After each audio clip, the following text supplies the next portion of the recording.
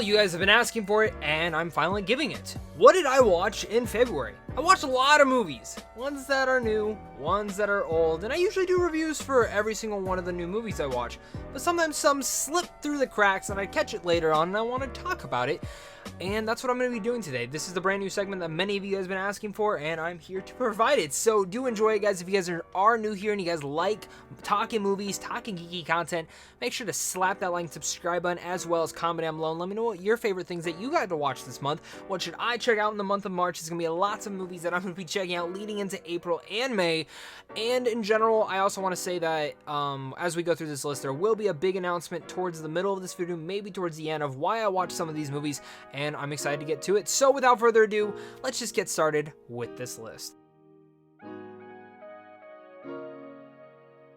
Into the first movie that I watched this month was To All the Boys I've Loved Before. Now, this is the very first one because the second one was coming out. And, you know, I'd watched parts of the first one, but this is really my first time actually diving into this movie. And I thought it was a charming film that I would give a 3 out of 5 stars to, because I'm kind of going off my Letterboxd rating. And I thought To All the Boys I've Loved Before was a cute, sweet, charming romantic comedy that really put a big smile on my face, and I think the main cast in here is actually the best and brightest part about it all. Coming up with what I watched was Snatchers, a movie that I missed at South by Southwest about a woman who loses her virginity and in that same night gets pregnant by an alien. Yeah, she wakes up the next morning 9 months pregnant, alien comes out, and this kind of creature feature kind of throws me back to the days of Alien and Gremlins, with the actual real life prop effects of how they brought the alien to life. And I thought it was a really fun not romantic comedy, but a fun horror comedy that does not stray away from the blood, does not stray away from the weird, but I gave this one a 3.5 out of 5. I thought this was a lot of fun.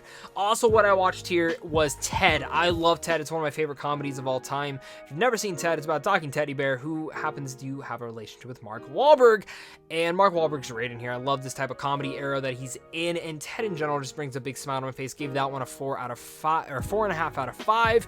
Moving into the next one I watched was The Matrix. Got to revisit this one after a while, and why haven't I not watched this in a while? I actually want to watch the other two now. Haven't gotten time to yet, but I do plan on it. The Matrix changed the revolutionary, and it's still one of the best action films ever made. That one's obviously going to be a 5 out of 5. So what I watched was something that I was actually kind of let down by, and that's Lamp Life. It's a new Toy Story short film, kind of going over where Bo Peep, kind of going over where Bo Peep had gone about through Toy Story 3 and onward to Toy Story 4, where we now know her. I was really looking forward to this, watched it, and I thought it was cute. I thought the animation was perfect. I just felt like there should have been more to it, and I feel like this could have been extended and even into a mini-series like the Forky Ask Questions. So I gave that one a 3 out of 5. Kind of probably would have been lower if I wasn't such a big Toy Story fan. I was a little bit let down with that one. Coming in next one I watched was The Lodge, a movie that I've been really dying to watch, and really this is probably one of the most depressing movies I've ever seen. It's a psychological drama that really is psychologically messed up, but it's not entertaining. I don't know, this is a hard one to talk about. Definitely if you like psychological horror films though, this is kind of your cup of tea. I love those the most, but this one, maybe the hype was a little bit too much for me. Gave that one a 3.5 out of 5. Next one I watched was Birds of Prey and the Fantabulous Emancipation of One Harley Quinn, or should I say Harley Quinn and the Birds of Prey, or whatever the flip this title is now.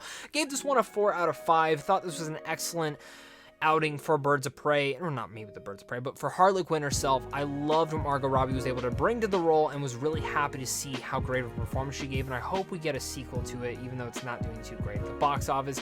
Also got to rewatch John Wick Chapter 3 Parabellum, and this is a great action film. Still a little bit too long, definitely too long, but it's kick-ass, and I gave that one a 4 out of 5. The Ugly Truth was also what I watched this month. Gave that a 2 out of 5. Definitely not as funny as I remember it to be, but it's still an entertaining.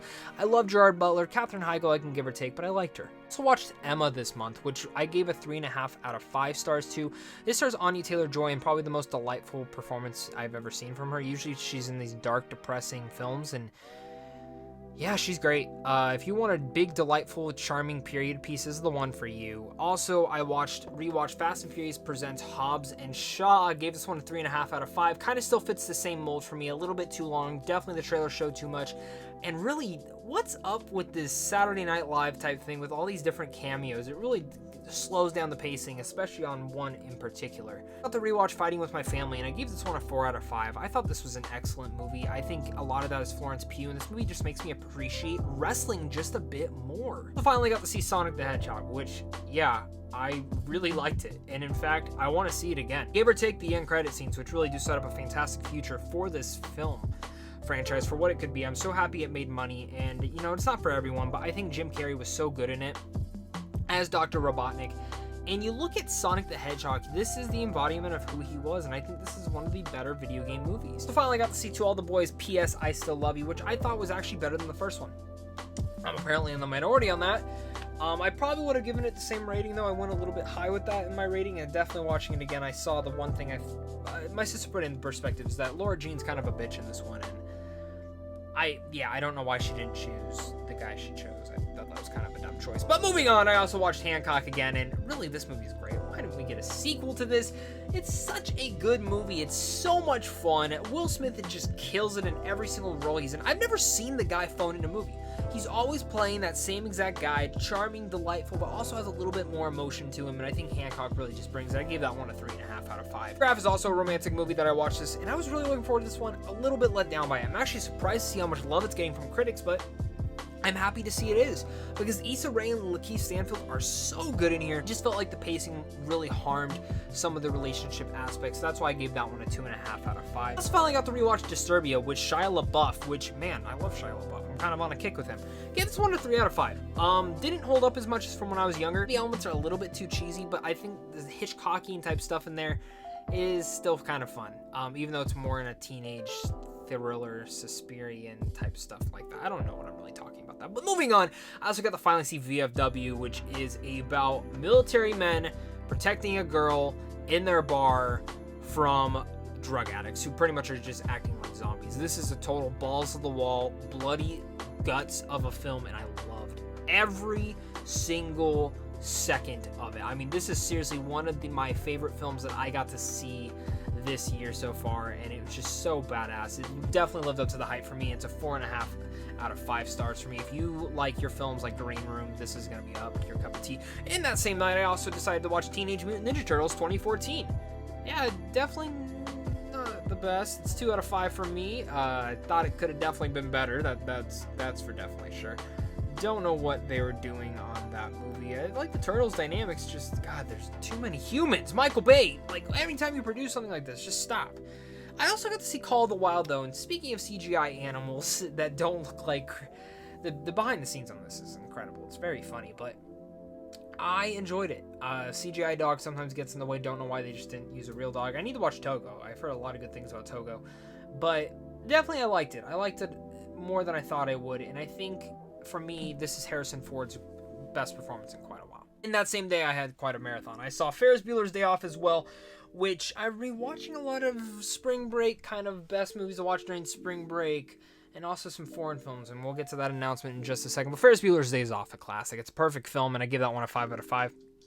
Just puts a big smile on my face every time I happen to rewatch it. Check out Last Christmas again, and this one actually warmed up to me just a little bit more. It's a little bit more delightful that second viewing, especially knowing the twist, and I think Emilia Clarke's just such a charming actress. Same with Henry Golding. God, that guy's great. And coming into my next one is a foreign film. Finally got to watch Burning, starring Steve Yeun, and Burning, it lived up to the hype. A story that meanders slowly, paced, and that leads into complexity of jealousy and frustration. It's a character study, like the only comes around so little often, and Burning was able to simmer, boil, and then, yes, even that pun intended, burn right onto your body. Leaves an uncomfortable but satisfying taste. Won't be for everyone, but definitely this was stuck in my mind for a while. Gave this one a 4.5 out of 5. A little bit slow, can definitely hurt the pacing, but I loved Burning. And why am I watching so many foreign films? Well, catch me on the next one, then I tell you what. I also got to rewatch 10 Things I Hate About You. Gave this one a 3.5 out of 5. Actually, you know what's funny? I'd actually never seen the full thing. This is my first time watching it, but Heath Ledger should have been, if he was still alive, rest in peace to the great guy he was. I wish he would have been a great Thor. I mean, this movie was pretty much his audition tape to play Thor. To watch Edge of 17 again, and I give this one a 5 out of 5. Originally, I had given this a 4 out of 5 when I'd first seen it, but this movie's perfect.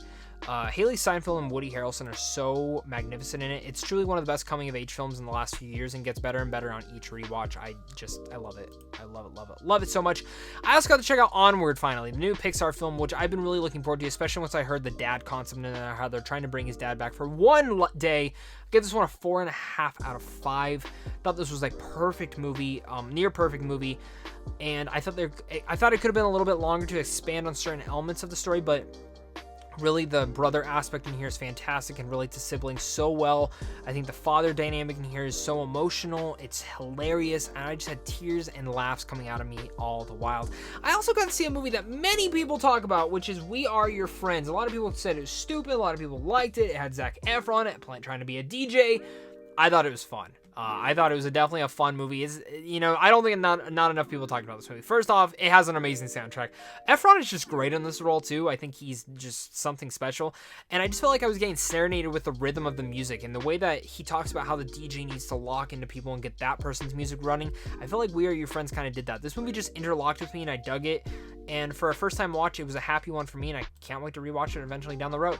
I also got to see When a Stranger Calls. Now, my girlfriend was hyping the shit out of this movie up, and I liked it, but I definitely think it could have been better. Like, I think the suspenseful era stuff in there, and this is obviously based off the original one. It's a great concept. I didn't think it was executed greatly.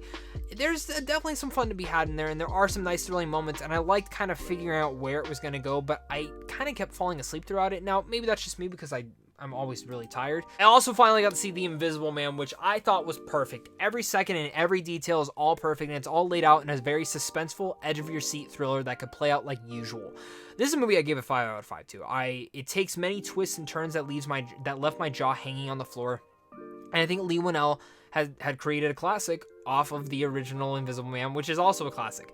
I had such huge hypes going into this movie, and I walked out with all my expectations exceeded. I didn't expect it to be, but there are certain moments in here where I keep replaying in my head, and I'm definitely going to go check it out again this weekend. It's perfect, and there's one element that some people I was reading in some reviews that they found cheesy. I didn't. It completely worked for me.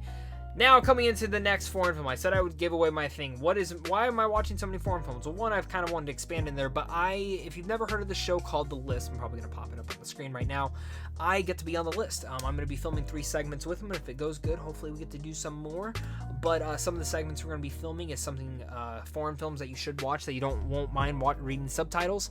I'm going to be giving you my most anticipated films for spring, and of course the best films to watch during spring break. It's going to be a fun time with that, guys. By the time this video's gone up, I should have already filmed my stuff for it, and it's just very exciting to say the least on that, and I wanted to share it with you guys. Thank you guys again so much for all the support. I wouldn't really be able to do that, but back to the video. And of course, if you guys are new here though and you love geeky content and movie content, make sure you're gonna hit that like, subscribe button, and comment down below and let me know your guys' thoughts. Head over to Sandwich on Films on how to see films early, and of course, it's just a big thing to you and a big thing to my Patreon supporters, because without you, I wouldn't be able to do this. And of course, like I mentioned, I got 2 more foreign films to talk about. I saw Oldboy finally, the original foreign film Oldboy, coming out in 2003. I'd always wanted to see Oldboy, not the remake, but this original one. So happy I was finally able to experience this. Not knowing much outside of it being a revenge film, it just feels so smart in every piece of detail. The action is phenomenally shot. There's one scene in particular within a hallway that I feel like Daredevil probably got inspired by, but the score adds to all these. It's pulpy, it's gritty, and it's overall very dirty feel of the movie, especially with its twists and turns,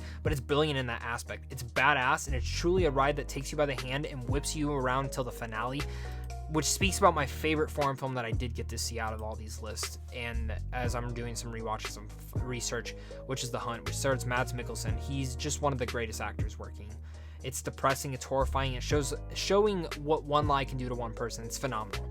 This, if you haven't heard of The Hunt, I have to read it. It's about a teacher who lives a lonely life, all the while struggling over his son's custody. His life slowly gets better as he finds love and receives good news from his son, but his new luck is about to be brutally shattered by an innocent little lie from a little girl who is at his kindergarten, pretty much accusing him of pedophilia, which he didn't do. And I like how the movie frames it, because you're on his side throughout the whole entire movie. You're never being like, well, did he actually do it? Did he not? And that could be a risk. Sometimes you want to play with that mystery aspect, but they don't do that. It's just very heartbreaking at times, and the ending is one of the most memorable endings I've ever felt in a movie in quite a while, and I'm so happy that I finally got to check this one out. Definitely you should check it out as well. It came out in 2012, and it's been on my list for a very long time. But that's my list of movies that I got to see in February, guys. I hope you guys enjoyed this. I kind of like running through movies and just discussing with you guys. If you want to get a little bit of a sneak preview of this video, and if you guys enjoyed, I'll be doing more of this. Make sure to go head over to my letterbox, head over to any of my social media. Sometimes I'll post stuff over there as well. Thank you guys again so much for watching this, and of course, until next time, stay classy.